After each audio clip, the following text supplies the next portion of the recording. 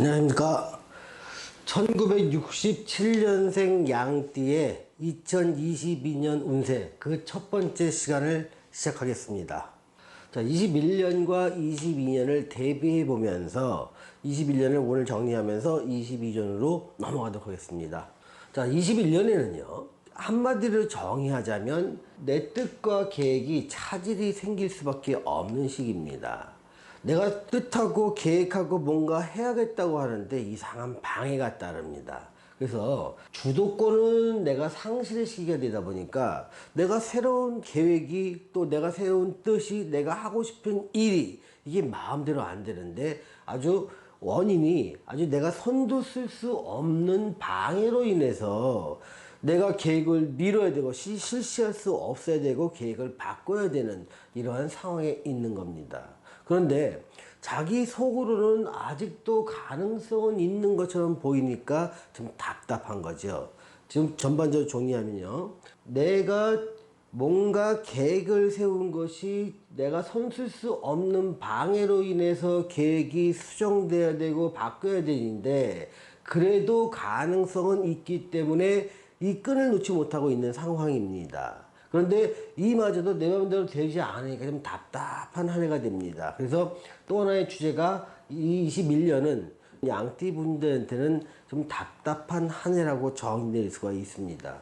뜻대로 안 되니까 기다릴 수밖에 없습니다. 근데 기다린다 해도 지금 상황으로는 뭔가 뾰족한 방법이 보이거나 돌파구를 찾기가 어려워 보입니다. 막연히 지금 할 수 있는 것은 뭐냐면 기다리거나 또는 먼 미래를 계획할 수밖에 없는 거죠. 당장 이번 달에 뭐하고 2개월 후에 뭐하고 3개월 후에 뭐하고 이렇게 짧은 기간 동안에 할 수 있는 시기가 아니라는 겁니다. 그러니까 먼 미래를 꿈꾸니까 좀 더 커다란 꿈을 꾸겠죠. 그러면서 재기를 꿈꿉니다. 그런데 이렇게 현실이 답답하고 내 뜻대로 되지 않다 보니까 건강에도 악화 요인이 작용한다는 겁니다. 22년이 되는 좀 상황은 바뀌게 되는 겁니다. 자, 목표가 분명히 생기게 됩니다. 그리고 꿈에 자기가 뭔가 꿈을 꾸는 것에 도전할 수 있는 그런 환경이 펼쳐지게 됩니다.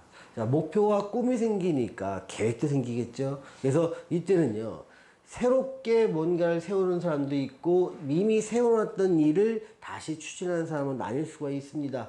새롭게 뭔가 제2의 인생을 설계하는 사람이라면 새롭다는 것은 자신의 직업을 바꾸거나 취미를 바꾸거나 건강을 위해서 뭔가 새로운 일을 하거나 대인관계가 넓어지는 이러한 영향력이 있게 됩니다. 또 21년에 주춤했던 일이 다시 재가동되는 것은 21년에 계획했던 일이 자꾸 뭔가 내가 예측하지 못하고 제거하지 못하고 손도 쓸 수 없는 방해 요인이 이때는 22년에 상당 부분 제거되기 때문에 이때는 내가 그동안 못했던 일을 다시 시작하는 것, 또 계획을 조금 미뤄왔던 걸 다시 재가동하는 것이 가능해집니다. 또 노년을 대비하기 위한 목표가 생기는 경우도 있습니다. 그래서 금전계획도 내 노후를 대비해서 금전계획을 짜는 과정 속에서 창업을 하기도 하고 개업을 하기도 하고 직장 이동을 하기도 하고 또는 직업 자체의 변동을 꾀하는 시기도 2022년에 일어나는 일입니다.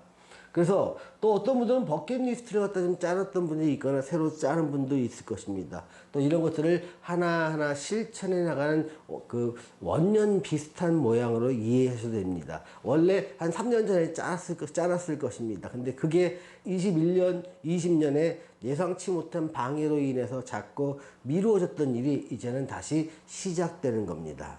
자, 기회는 생기지만 이때는 나 혼자 이룰 수는 없습니다. 그래서 내가 뭔가 목표를 잡고 조금 높은 목표를 잡게 되는데요. 이거를 이루고 내가 성과를 얻기 위해서는 전문가와 선배를 찾아 도움을 청하는 것이 유리합니다. 이렇게 되면은요.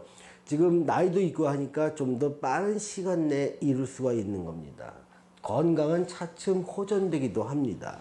이렇게 2021년과 2022년은 아주 커다란 변화가 있는 시기입니다.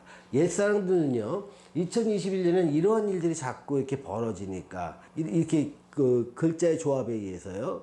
일단 농사도 안 졌다고 합니다. 내가 어차피 농사를 지으면 풍년이 들면 다 풍년이 돼서 농산물이 다 똥값이 되기도 하거나 내가 심은 농작물만 이상하게 병충해나 재난을 당하게 되기 때문에 내가 계획을 세웠던 것이 전부 다 안 되더라. 그래서 좀 오랫동안 이 팔자를 좀 봐왔던 분들은 이런 때는 내 농사를 짓지 말고 차라리 옆집 농사를 지어주는 것이 또 도와주는 것이 나한테 더 남는 거다.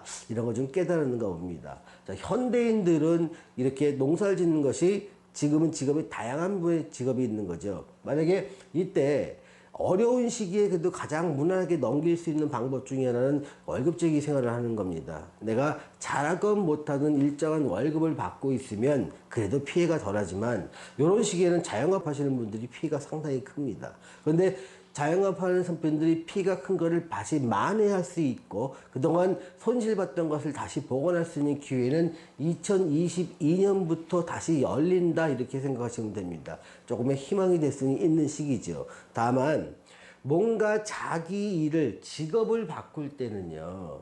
이 직업이 지금의 나의 사주와 대운에 적합한지를 반드시 파악하셔야 됩니다. 노년에 큰 돈을 잃어버리면 재기가 어렵기 때문에 그렇습니다. 자기 사주와 대운에 맞는 일은요. 적어도 손실을 나거나 크게 어려울지는 않습니다. 그 일을 하면요. 그래서 그렇게 자기 사주와 대운에 맞는 일을 찾는 것이 가장 중요한 성공의 관건이 아닐까 저는 그렇게 생각을 합니다.